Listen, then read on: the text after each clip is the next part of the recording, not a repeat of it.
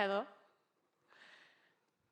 Today I will be talking about open source machine learning ecosystem. Actually, I have picked open source LLM ecosystem because it is the most known these days, but this applies to any field of the machine learning that you would like.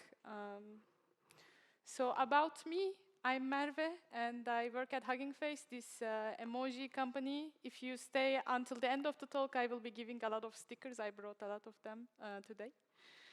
And what I do, I mostly work on zero-shot computer vision, multimodality. I build models, I build tools, and I showcase stuff for folks that are interested. And coming to the theme of today's talk, I will briefly introduce what is actually open source. So open source is basically when you release, if it's in the context of machine learning, when you release your models, artifacts, other things that enable reproducibility of your work. And this also includes, sometimes we get releases of open weights, like open models, but they are not always necessarily open source, because open source means you simply have to release things with a commercially allowing license. So that is that. For instance, this is, as of today, in my opinion, the most powerful large language model that matches up to the performance of the proprietary models that everyone else is using, like GPT-4 and whatnot. And this one, in particular, is open source because it has an Apache 2.0 license. If it has Apache 2.0, if it has MIT license, it is for sure open source. But some of the models are actually being released with the custom licenses, but it doesn't necessarily mean that they are not open source. You need to look into it, whether if it allows commercial use or not. Some models allow commercial use up to certain number of users of your platform or whatever. And this is not loaded, I think. Oops. I think my phone disconnected. I'm very sorry. Yeah, let me just go back and refresh.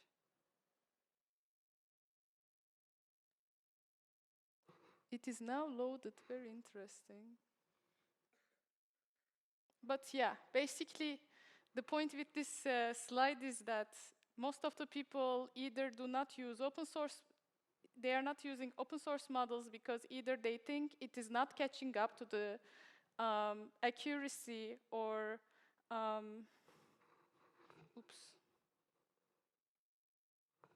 accuracy, yeah, that would be nice. So basically, most of the people are not using these models because either they find it confusing to serve these models, which is completely untrue, and I'm going to prove that today, or they think the proprietary models are not, the open source models are not catching up with proprietary models, but this is actually not the case, especially with the QVAN model. Neo QVAN model is in the benchmarks, they just catch up with the proprietary models. I'm sorry. Okay. I hope it works. I'm sorry, it's a Turkish keyboard.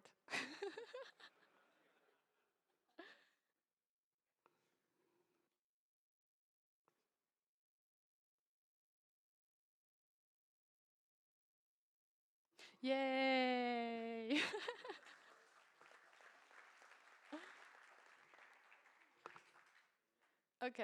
Okay, going back. So for instance here, this graph was made a while ago when the Llama model by Meta was released, and the Llama performs really well. Like this metric called Arena ELO, basically there is this open source LLM arena where people are blind voting two models against each other. So it is a good deterministic metric for models' human preferences. And Llama is as you can see, catching up. And recently there was QVen release, which was even better than that.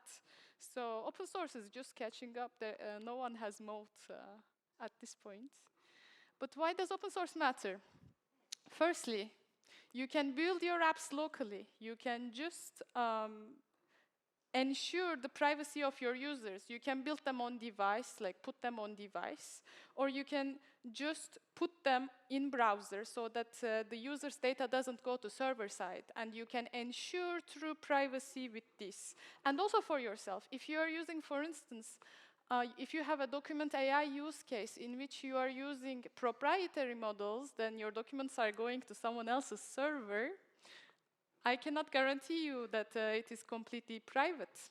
I'm not shading model providers, I'm just saying. And another thing, basically, in most cases, in most of the use cases in machine learning, if you customize your model, if you have the labeled data, and if you can customize the model, it will certainly perform better than a generalistic model. So it is important that you can customize the model, firstly, according to your use case, and secondly, according to your budget, which means you firstly fine-tune the model, and then you quantize the model up to certain precision so that you can cut the costs for the inference, because most of the cost is actually coming from the inference, not the training, unless you are like OpenAI and training a lot, but likely over there, inference costs a lot as well.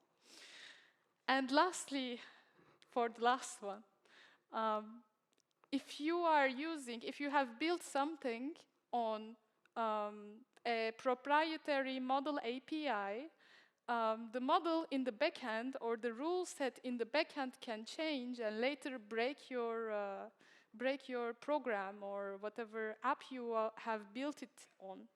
And for open source, you have utmost control over your model, and it will not change all of a sudden. So I think it's really important that we invest more and more and migrate to open source. And speaking of which, how can we do that? Like, there's so many benefits to using open source, but how am I going to do this? So the workflow is you find the base model or the model of your choice, LLM of your choice. Any domain, honestly, like it also applies to computer vision at this point, of your choice, and then you customize it, you first fine-tune, and then you can quantize, and then deploy that to production, and this is as simple as it gets. Where can you find the true open source models? You can go to Hugging Face Hub, basically hf.co/models. There is almost 1 million models on Hugging Face Hub as of today. They are open source or open weights. And for instance, text generation number is this. It's not as much as the overall number, but you do whatever to your use case. And on the left tab, which I have covered with the text, I'm sorry, but you can see that there are tasks. Basically, what you would like to accomplish. So for instance, LLMs are text generation, vision language models, for instance, image text to text, or there is object detection or sentiment analysis or whatever. There are many tasks over there that you can filter and find models. You can also filter according to licenses, for instance, if you would like truly open source licensed model. You can also filter data sets that the model was trained on and libraries that you can serve the model on. So there are 3 types of text generation models. The first one is the base models, and the base models are basically the models that you can fine-tune according to your task. Second one is the chat models, and the chat models are the models that are already fine-tuned for the chat, like the base models fine-tuned on chat data. And third one is the instruction models, which are basically base models fine-tuned to follow instructions, and it can be anything, any problem that you want. If you can, for instance, like when you go to Hugging Face Hub and you have a task at hand, and if it's generic, and you can find an instruction fine-tuned model, it's great. And there is a ton of models, right? There is like 140K models as of now. How are you going to find the model of your choice? And here comes the OpenLLM leaderboard and the benchmarks. Basically, OpenLLM leaderboard is an application that we serve at Hugging Face, where the models are evaluated on certain benchmarks. There are benchmarks for, coding, math, understanding, etc. According to your task, you can just filter them. As you can see here, there is a bunch of stuff you can filter on. For instance, MMLU is the most popular one. And then you can filter for average, for instance. And you can also filter according to your budget, as in like number of parameters that you can fit into a hardware. For NVIDIA, the numbers are the following, but this completely depends on your own use case. And I believe that Moore's law for LLMs, like these days, it does, like larger models doesn't necessarily mean better capabilities all the time, because we can just take models, distill them, use better optimizers and so forth. We can quantize them and just preserve the performance. So, small model doesn't necessarily mean a bad model. You can pick the number of parameters your model has. And another thing is LMSys Chatbot Arena, which I have mentioned previously. So in LMSys Chatbot Arena, the models are evaluated based on something called ELO scores.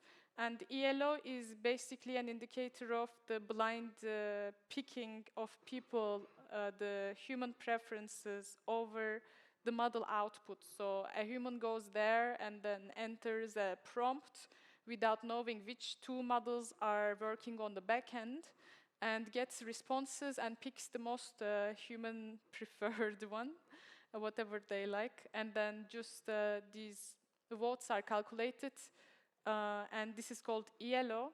And as of now, there is a bunch of open source models in this arena. And if you have found the model, and if you don't need to customize, you just found the model of your dreams, if you would like to serve it, there is a bunch of open source inference service providers that are maintained by mostly community. First one is VLLM. Most of them are honestly more or less the same with additions and so on. VLLM provides efficient inference with the tensor parallelism, pipeline parallelism, token streaming, and it supports various backends. It supports CUDA, I think it supports AMD, and any hardware provider of your choice.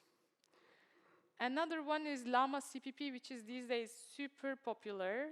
It is essentially efficient inference in C++, and you can just get started with it with one line of code, of course, after you download it and set it up. But it provides servers in CLI and web, and it provides different backends. It also has quantization support. And my favorite, I'm biased, I work at Hugging Face, is text generation inference. It provides optimized inference for LLMs and also visual language models as well. You can do quantization there with GPTQ, AWQ, EETQ, there is like a bunch of quantization methods right now. Likely there is something else added as well. It provides token streaming support just like the previous ones. And you can also do tensor parallel inference again if you have multiple GPUs and you would like to make the inference faster. And it is integrated with the Chat UI, which is open source chat interface of Hugging Face, basically. So if you would like to get started, just this line of code is enough to get you started on serving this model called Zephyr 7B beta. And you can consume it in any way. You can just query using curl, Python, JavaScript, however you want. And this is the live product of TGI and Chat UI, Hugging Chat. It's basically a chat interface that hosts many of the popular open source models at Hugging Face for everyone to use. And the UI is made with the Chat UI, and the backend is TGI, basically. What makes it good is, I mean, I would say it has like custom kernels in the backend for models that optimize inference. Flash attention, everything is built in for you to serve with only one line of code, which is super convenient in my opinion. And in chat, in Hugging Chat, you can try a variety of models. Like there is the latest Llama, the QVAN model that I talked about, and the Command R Plus, which was, these three were the most popular models in the last, I don't know, few months. You can just try them right away. There's also tool usage, like the proprietary models. There are so many tools that you can use. And coming back to your production pipeline, how can you fine-tune and quantize model of your dreams? So first library is transformers. Transformers is essentially a series of abstractions for you to get started with transformer-based models, which are most of the models these days for many tasks. First most noticeable abstraction is pipeline, and then there is like models as abstractions behind the pipeline, and these models can be fine-tuned, quantized, whatever you want very easily. So for instance, loading a model is as simple as this. Loading, for instance, the QN model. You can just import automodel for causal language model class. These are essentially loading models with model heads, and then you can load the tokenizer, which is the preprocessor for this model. Every model has its own model class and tokenizer or processor, depending on the use case. And loading a model is as simple as this one.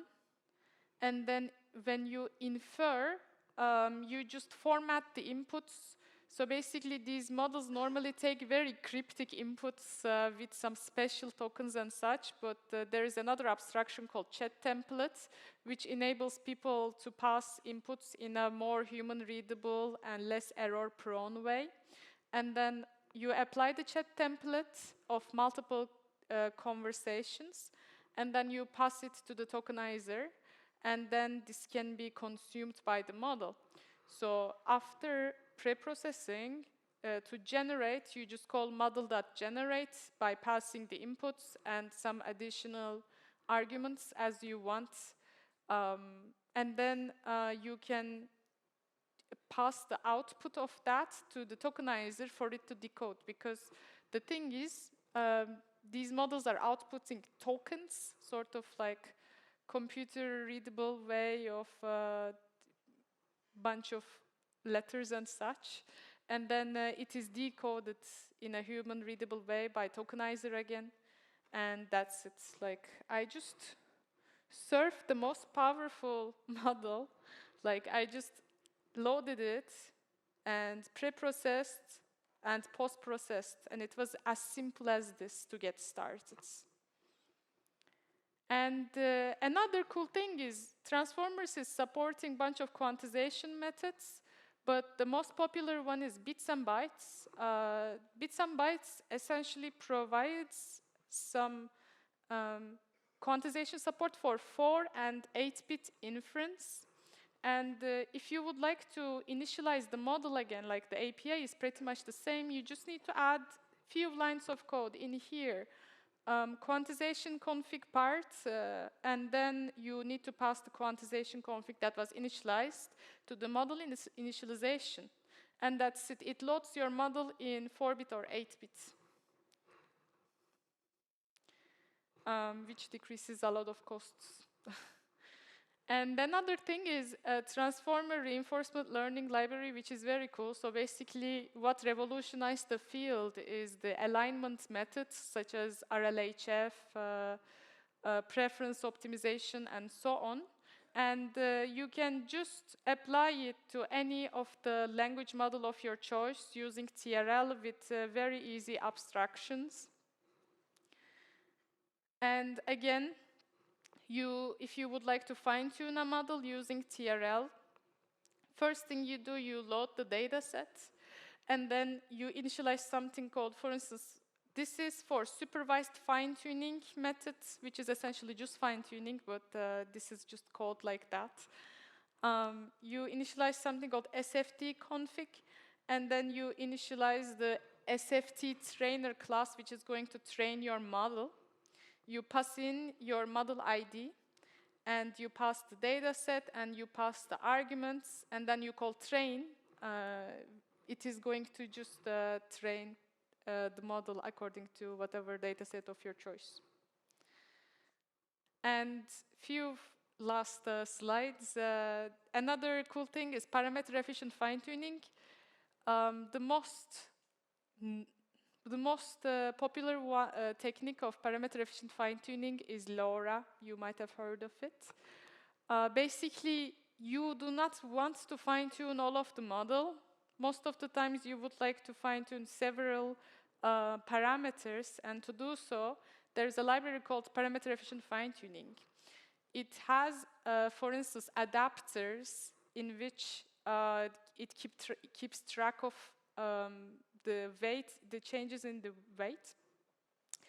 And it has support for many things, including prompt tuning, prefix tuning, low-rank adaptation methods. There are many of them these days, but so many people are using LoRa. You can also do quantized LoRa, which is basically an integration with bits and bytes, the library I just mentioned before, with the 4 and 8-bit quantization. Basically, the model is loaded like that. And you can also merge LoRa's, basically. And the API is just like this. I think it's super convenient. You just initialize your transformers model however you want. I have shown you previously. And then you initialize LoRa config, which has hyperparameters of the LoRa adapter. And then, as you can see here, for instance, I am just targeting query and value of the transformer. And here, I am only training 0.77% of the parameters, which is going to be super fast. For the bits and bytes, there is some additional lines, but in here, I just wanted to show you LoRa. And I can take questions now. I think I finished a bit early, but it's nice because we have 10 minutes of questions. Thank you.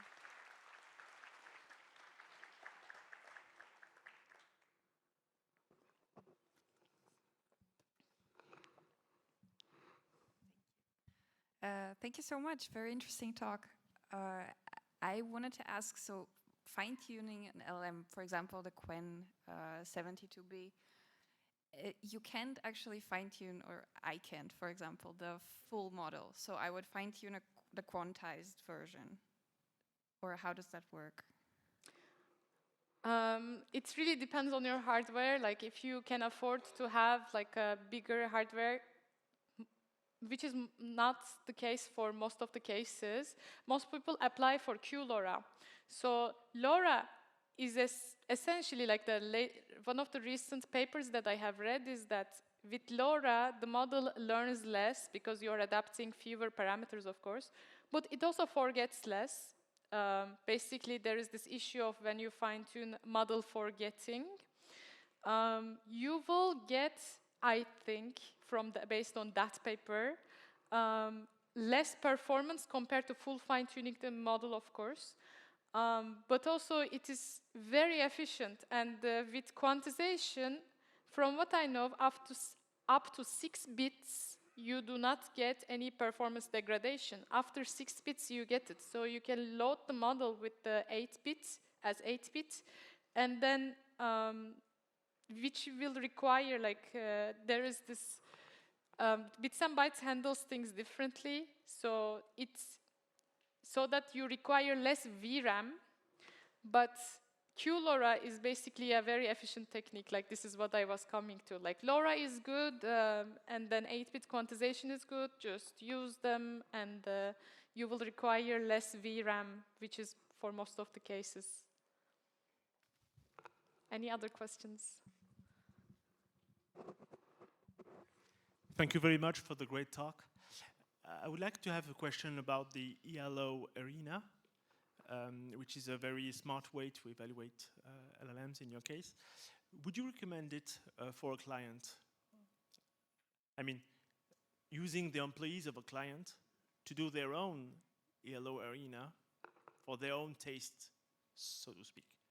It's almost like, it's sort of almost like A/B testing when I now think about it in that business sense, I would say. But I mean, you can do that if you want to, but you just need a lot of, I mean, you would need your client to spend a lot of time, you know, just voting for stuff and inputting stuff. But I think that will be cool, and all of the arena and also OpenLLM bench leaderboard is open source, so you can actually reuse the code from them. Thank you very much for the talk. You're welcome.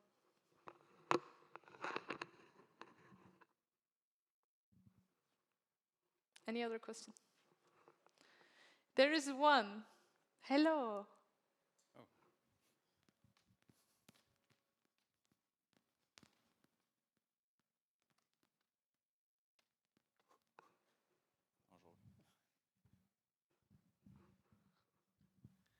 So thank you very much for the presentation. So it's nice that there are so many different models that are available online on the Hugging Face platform. But as a user, you might be confused as to which one to pick. And some of them, they publish benchmarks, so you can use them to compare. But you might not necessarily trust what is written in the model card, and would like to check by yourself that those numbers, you can reproduce them. Is there any automatic way to check the numbers published in the model cards? Does the Transformers library, for instance, provide a way to reproduce, to quantify harmfulness or performance metrics? The thing is, like, this OpenLLM leaderboard, the models are actually submitted there on the most popular benchmarks. So actually it is completely open source. So it is transparent, and like they are the ground truth benchmarks. So if something is fishy, it is eventually determined, you know. Like in the past months, I think we had such issue once. I will not name, but you can trust that leaderboard even if you do not trust the benchmarks resulted in that are in the paper. Okay.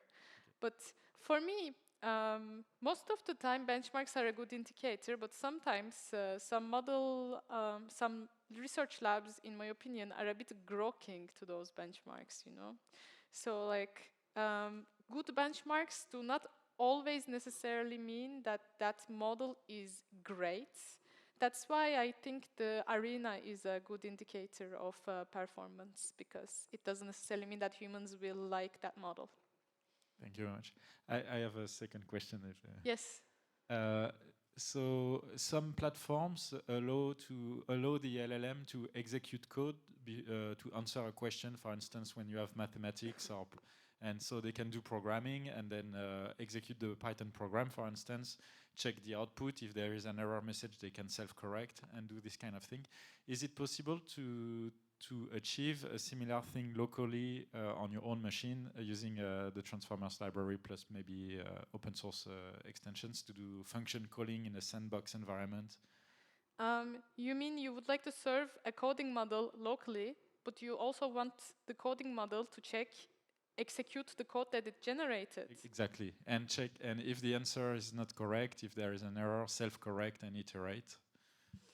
Good question. To be honest, I am not sure how proprietary model providers do it, but some models have built-in code use. For instance, Meta has released the Llama 3.1 405p and some others, I think 70p model.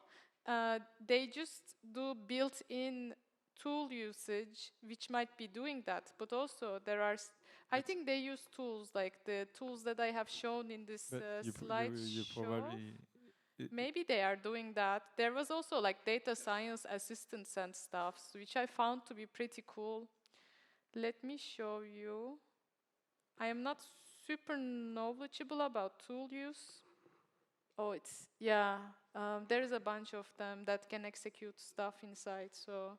Okay, thank you But very much. it's an additional thing. Sometimes models come with it, sometimes models don't, so. Okay, one more question. Okay. So you mentioned causal LLM. Yes. So could you elaborate more on that, what it is and what's the purpose of it? Good question. So basically, in Transformers library has a lot of model classes. So each model class is essentially serving to implement model in a standard Transformers way. So it's sort of like another way of implementing PyTorch models. And then once these models are implemented, you can put model heads, like task-specific heads on top of it. And these task-specific heads might be causal language modeling. So causal language modeling is essentially another name for generative language models, like large language models. There's also mask language modeling, which is for BERT-like models. There's a bunch of model classes, basically. So causal LM is just another name for just bring my model, put a language model head on top of it, and make it servable, like just make it ready for inference, if that makes sense. For classification, for instance, there is like automodel for image classification, and it brings the image model and then puts a head on top of it, classification head on top of it, that has like n number of classes. So I think this is a better analogy because it's simpler in a way. Do we have more time? I think we have 4 more minutes now. Can't we have one more? All right, so let's go for another one if there are more questions. Okay, There is here I one. come.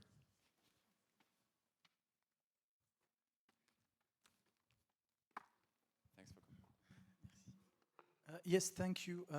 Lately, we have seen the appearance of OpenAI, a preview of a new model called O1. It's a model that's not only spitting what it's on its mind, it's thinking. And do we see some kind of research in this direction? Thank you.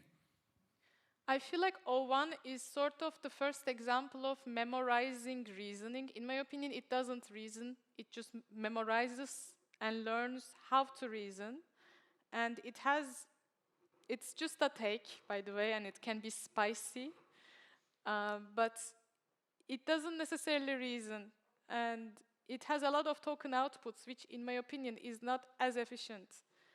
It's good for certain problems where you need to reason, but again, it's not actually reasoning. And because this is a recent concept, not all models have it. Like, I think we will see open source reproductions of these very soon. Because what happens is that people are just taking the model outputs from proprietary models whenever some different model output concept comes out, and just does a lot of inference on problems, and then takes these outputs and train open source models with them. Or for instance, for Meta or Alibaba, who releases big models, they have their own human labelers who do this. So in my opinion, open source AI, if this works, just saying, it works on certain problems. But if it's really good, open source ML will catch up, but this is again very new, and we will have to wait a bit. It just catches up by time. That's what I'm saying. Okay. Well, thanks, Thank Merve. Please you. give her a round of applause.